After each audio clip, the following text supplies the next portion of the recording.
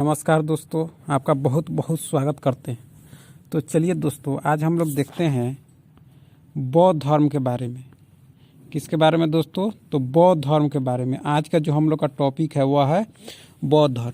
हम लोग जो बौद्ध धर्म से हम लोग उसी प्रश्न को देखेंगे जो एग्जाम में पूछे जाते हैं और पूछने की संभावना है। तो बौद्ध धर्म से जो भी महत्वपूर्ण प्रश्न बनते हैं उन्हीं प्रश्नों को देखेंगे। तो चलिए देर न करते हैं और शुरू करते हैं। आज के लिए पहला प्रश्न, बौद्ध धर्म के संस्थापक कौन थे? बौद्ध धर्म के संस्थापक कौन थे? तो कौन थे दोस्तों? तो वह जो थे गौतम बुद्ध थे। कौन थे? गौतम बुद्ध। बौद्ध धर्म के संस्थापक कौन थे? तो वह जो थे गौतम बुद्ध थे। चलिए आगे देखते हैं। एशिया का ज्योतिपुंज किसे कहा जाता है? एशिया का ज्योतिपुंज यानी लाइट ऑफ एशिया, तो वह किसे कहा जाता है दोस्तों? तो वह जो कहा जाता है आपको गौतम बुद्ध को कहा जाता है। किसको? गौतम बुद्ध को, लाइट ऑफ एशिया। चलिए आगे देखते हैं। गौतम बुद्ध का जन्म कब हुआ था? गौतम बुद्ध का जन्म कब हुआ था? तो इनका जो जन्म हुआ था वह हुआ था 563 ईसा पूर्व में। कहाँ? तो कपिल वस्तु के लुम्बिनी में। आधा मोह हो गया। कपिल वस्तु के लुम्बिनी में। कब? तो 563 ईसा पूर्व में महात्मा बुद्ध का जन्म। चलिए नेक्स्ट है, गौतम बुद्ध के माता का नाम। गौतम बुद्ध के माता का नाम क्या था दोस्तों? तो उनके माता का नाम था माया देवी। क्या था दोस्तों? माया देवी। माया देवी जब गौतम बुद्ध के मृत्यु यानी थी, जो माया देवी की मृत्यु जो हुई थी वह गौतम बुद्ध के जन्म के 7वें दिन ही हो गई थी। गौतम बुद्ध के लालन पालन उनकी सौतेली माँ ने की थी। तो उनके बुद्ध के माता का नाम क्या था? तो माया देवी। क्या था दोस्तों? माया देवी। चलिए आगे देखते हैं। गौतम बुद्ध के पिता कौन थे? गौतम बुद्ध के पिता कौन थे? तो सुद्धोधन। चलिए आगे देखते हैं। गौतम बुद्ध के पत्नी का नाम क्या था? गौतम बुद्ध के पत्नी का क्या नाम था दोस्तों? तो उनके पत्नी का नाम जो था वह था यशोधरा। क्या था दोस्तों? यशोधरा। और उनके पुत्र का नाम? तो उनके पुत्र का नाम जो था वह था दोस्तों क्या कहा जाए तो राहुल। क्या था उनके पुत्र का नाम? तो राहुल था, राहुल। और पत्नी का नाम यशोधरा।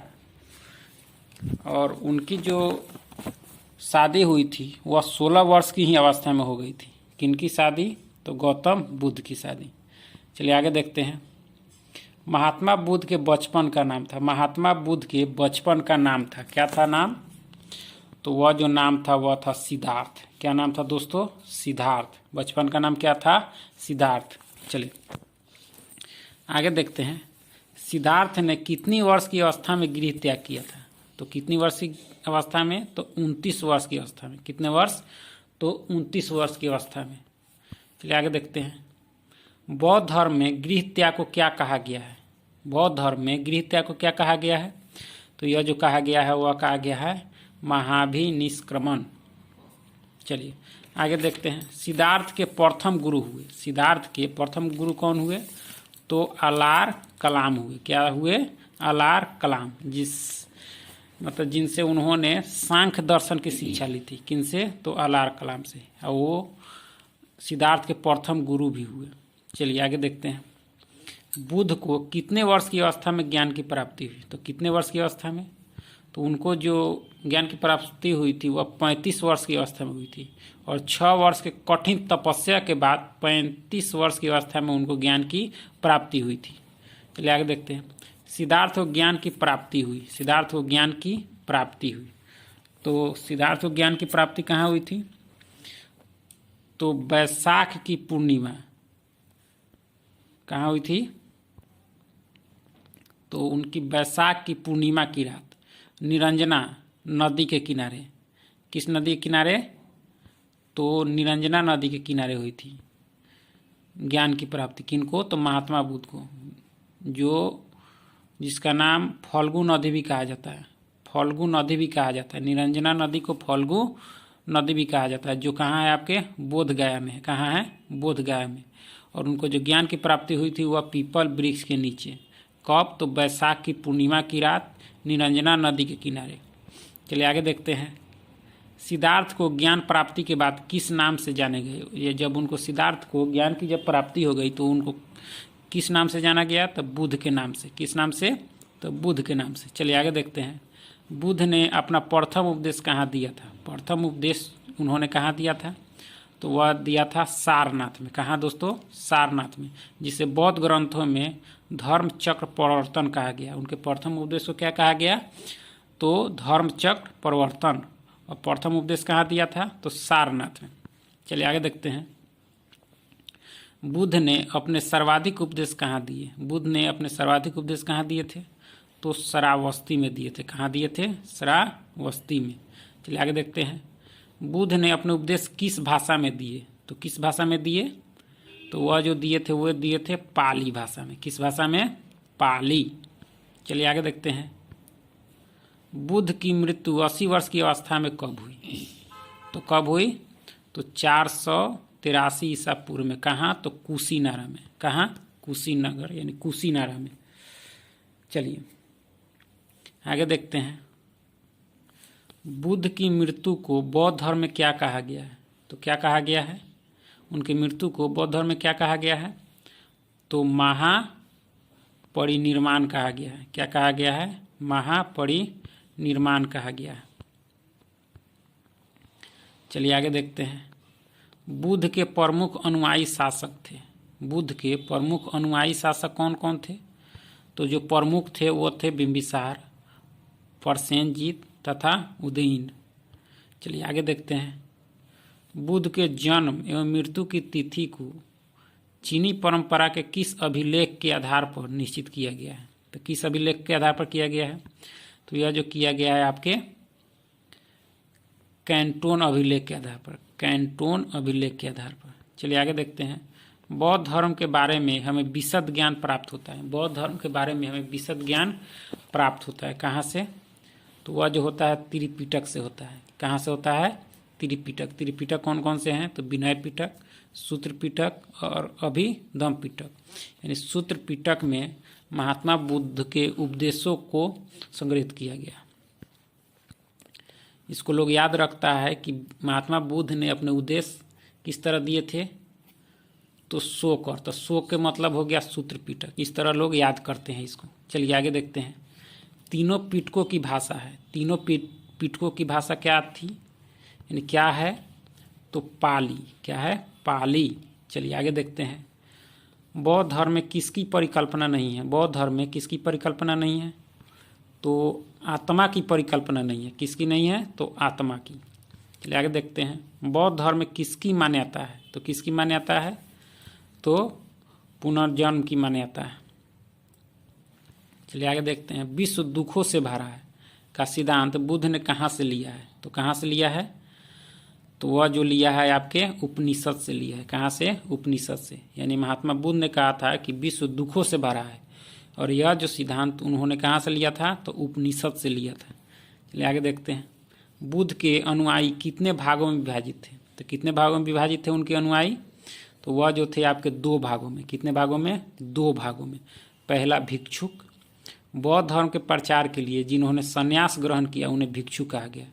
और दूसरा जो था वह था उपासक, गृहस्थ जीवन व्यतीत करते हुए बौद्ध धर्म अपनाने वाले को उपासक कहा गया। तो इस तरह उनके कितने अनुयायी थे? तो 2। उनके अनुयायी को कितने भागों में बांटा गया है? तो 2 भागों में। चलिए आगे देखते हैं। बौद्ध संघ में सम्मिलित होने के लिए न्यूनतम आयु सीमा थी। मिलित होने के लिए कितनी न्यूनतम आयु सीमा थी? तो वह जो थी आपकी 15 वर्ष थी। कितनी? 15 वर्ष। चलिए आगे देखते हैं। बौद्ध धर्म के त्रिरत्न है। कौन से त्रिरत्न है? तो बुद्ध, धम्म एवं संघ। ये जो हैं ये बौद्ध धर्म के त्रिरत्न है। चलिए आगे देखते हैं। चतुर्थ बौद्ध संगीति के बाद बौद्ध धर्म कितने भागों में विभाजित हो गया? तो कितने भागों में विभाजित हो गया? तो वह जो हो गया आपके 2 भागों में। कौन कौन? हीनयान और महायान। तो वह किसके शासनकाल में हुआ था? तो कनिष्क के शासनकाल में। चलिए आगे देखते हैं। धार्मिक जुलूस का प्रारंभ सबसे पहले प्रारंभ किया था। किसने किया था? तो बौद्ध धर्म के द्वारा ही शुरू किया गया था। क्या? तो धार्मिक जुलूस का प्रारंभ बौद्ध धर्मों के द्वारा। चलिए आगे देखते हैं। बौद्धों का सबसे पवित्र त्यौहार, बौद्धों का सबसे पवित्र त्यौहार कौन सा है? तो वह जो है वैशाख पूर्णिमा है। कौन सा है दोस्तों? वैशाख पूर्णिमा है। वैशाख पूर्णिमा है, जिसे बुद्ध पूर्णिमा के नाम से भी जाना जाता है। और इस दिन बुद्ध पूर्णिमा के दिन बुद्ध का जन्म, ज्ञान की प्राप्ति एवं महापरिनिर्वाण की प्राप्ति हुई थी। चलिए आगे देखते हैं। बुद्ध ने उपदेश दिया, किस मार्ग का उपदेश दिया? तो उन्होंने जो उपदेश दिया था वह मध्यम मार्ग का। किसका? मध्यम मार्ग का। चलिए आगे देखते हैं। बौद्ध धर्म एवं जैन धर्म में समानता है। बौद्ध धर्म एवं जैन धर्म में समानता है, तो किस संबंध में समानता है? तो यह दोनों जो समानता है वह है अनिश्वरवाद के संबंध में बौद्ध एवं जैन धर्मों में समानता है। चलिए आगे देखते हैं। सर्वाधिक बुद्ध मूर्तियों का निर्माण किसके अंतर्गत किया गया? सर्वाधिक बुद्ध मूर्तियों का निर्माण किसके अंतर्गत किया गया? तो सर्वाधिक जो किया गया वह किया गया गांधार शैली के अंतर्गत। और बुद्ध की प्रथम मूर्ति किस कला के अंतर्गत बनी? तो वह जो बनी आपकी मथुरा कला के अंतर्गत। किस कला? तो मथुरा कला के अंतर्गत। चलिए अब देखते हैं बुद्ध के जीवन से संबंधित धर्म के प्रतीक, बौद्ध धर्म के प्रतीक, यानी बुद्ध के जीवन से संबंधित बौद्ध धर्म के कुछ प्रतीक भी थे, तो उन प्रतीकों को देखते हैं। तो जन्म का जो प्रतीक था वह था कमल एवं सांड। वहीं गृह त्याग का जो प्रतीक था वह है घोड़ा। और ज्ञान का पीपल बोधि वृक्ष, और निर्वाण का पद चिन्ह, और मृत्यु का स्तूप।